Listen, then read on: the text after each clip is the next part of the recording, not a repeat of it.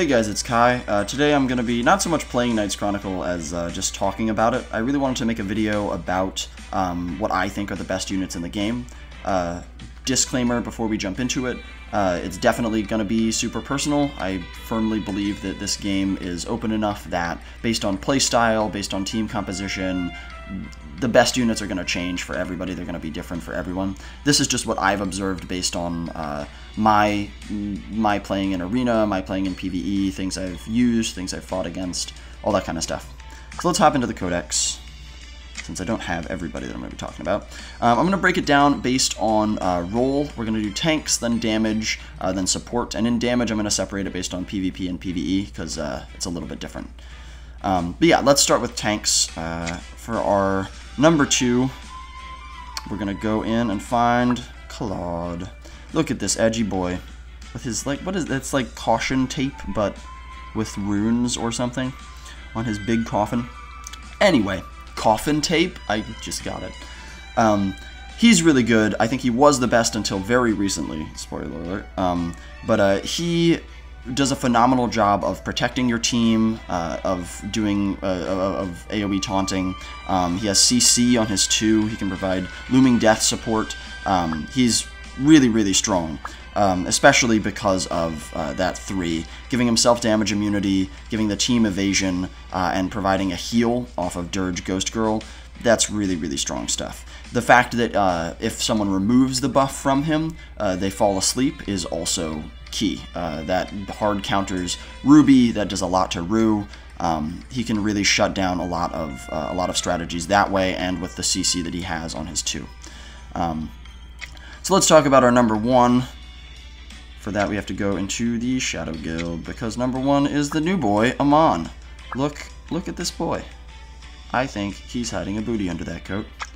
He is phenomenal. The only reason he beats out Claude, I think, is consistency. His AoE taunt hits the whole team instead of 3 units. He guarantees a counterattack with his 2. Sorry, his 2 is where the AoE taunt is. He guarantees a counterattack for your entire team with his 2, which is phenomenal. He applies a timed nuke with his 3 that does tons of damage because he has tons of HP and it's based on his max HP. And I think most importantly, he actually gives one of your units resolve when the first unit that goes down, much like Deimos's like Black Warrior or whatever it's called, that revives someone and then gives them a boost. The resolve heals them up to 50%. The fact that it's resolve is especially important, not to mention the fact that a tank has effectively a revive, which is amazing. But the resolve is important because in PvP, that hard counters Morrigan and Nemesis.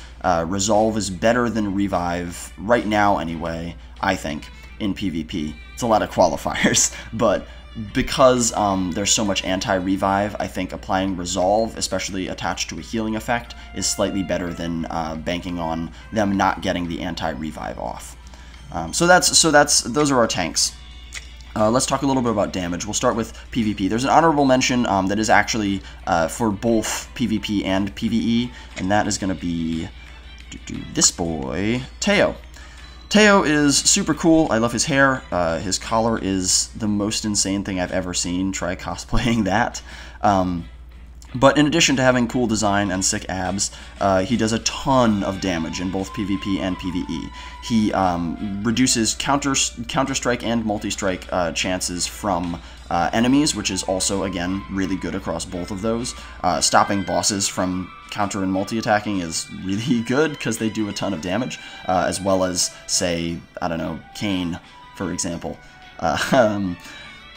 He also snowballs really hard. He boosts his own crit. His 3 does so much damage, and the chance to stun is amazing. Plus, he decreases their damage. Like, he's the full package of providing a ton of raw power as well as reducing enemy potential. However, in both PvP and PvE, he is slightly outclassed, in my opinion. For PvP, we are going to find this boy, Kayn. Should not surprise anybody. This is common knowledge that Kayn is fucking nuts. He is He's especially strong in PvP. In fact, I don't think he's actually very strong in PvE. That's part of why I wanted to separate damage. But he is nuts in PvP. He's so hard to kill. He does tons of damage. He can target down supports because his abilities do more damage to them. But yeah, the 50 additional damage attacking support enemies, and he has Untamed Nature, which gives him increased multi and counter attack chance, and he just absorbs hits. So if someone heals on the enemy team, like especially if you see a Ramu, Kayn has the match. Because passive healing off of Ramu or like Rue's AoE heal, it just enables Kayn so hard. He does get pretty hard countered by Ruby, who removes buffs. She is definitely worth mentioning as well. Throw her in as like an additional honorable mention because of her buff removal and her potential as a beater. But Kayn is definitely just the best beater. He takes it and dishes it out in crazy quantities. It's probably the most straightforward pick for best unit in PvP because he just goes. For PvE, however, and this is another one who's worth mentioning for PvP, but I think she's actually slightly better in PvE. Let's go back to the Shadow Guild for Morrigan. Another unit I don't have. No, that's Callie. There she is. I don't have so many good units, so I get them all mixed up. Morrigan is phenomenal, especially in PvE because her ult ordinarily has a 7-turn cooldown, which makes sense because it's 300% of her attack. Plus, she has a chance to make them unrevivable, which is better in... right, and it ignores defense. That's an important important part. But that does make the skill really good in PvP. However, in PvE, the fact that if she does not kill the target, it's reduced by 2 turns. That means that her 3 is always going to be a 5 cooldown attack against bosses that ignores defense. That's huge. Plus, she, much like Kayn, kind of saves herself. She resurrects herself and becomes stronger when she does so. Which is a little bit more direct in terms of, it's like a panic button versus consistent sustain. She does lots of damage against people who are bleeding and makes them bleed, and she has buff removal on her too, which is really strong, especially because it can hit hidden targets, because it's that 3-shot AoE. But yeah, so I think she's the best in PvE, and up there for PvP. I would consider her an honorable mention there as well. Let's move on to support. So our honorable mention, we're going back to honorable heroes for another unit I don't have. There he is, Sid. Sid is super cool. I'm not crazy about him aesthetically, but you cannot deny his raw power. He reduces cooldowns with his skills, which is a really valuable and relatively rare piece of utility, reducing cooldowns for your allies. He has a revive that does that. He has a heal that does that. When he goes down, he provides a ton of buffs to allies. He also resurrects himself at, I think it's like 10% HP. But it's all about the critical strike chance increased by 30%, attack increased by 30%. He does a lot for his allies, and he also can provide some damage immunity for them. So he really is a full package situation. I would consider him just kind of like a better Ramu in most situations, especially since if you get his skill to level 6, which is totally doable because he is an Advent hero, he is getting that double revive like Ramu does. But our number 1 healer is, and probably always will be, where is that little maid? There she is. Rue! Rue is arguably one of the best units in the game. She has a revive that completely resets the cooldown of the person that she uses it on and boosts them in the turn order. So, like, you could have your Esna use her 3, get killed on the counter attack, revive her, and use her 3 again. Like, it's crazy how much she enables the team. She protects herself with Resolve, which is really nice. She removes abnormal statuses passively. She also has the 2 to actively remove them, which also heals and grants immunity. And her 1 can remove buffs. So she quite literally does everything you could possibly want a support to do.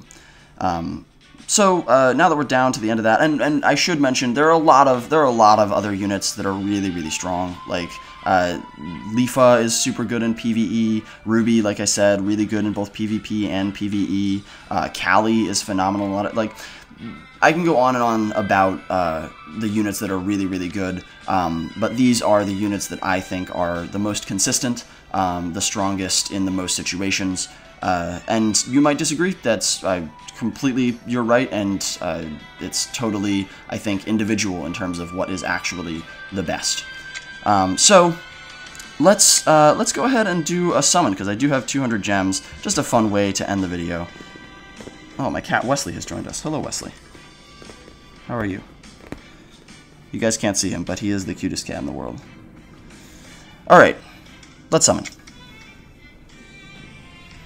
Bless us with your luck, Westley. I clicked the shop. I'm all over the place today. I did not get very much sleep. Let's summon on this banner, because I still don't have Morrigan. So let's hope for her. In we go.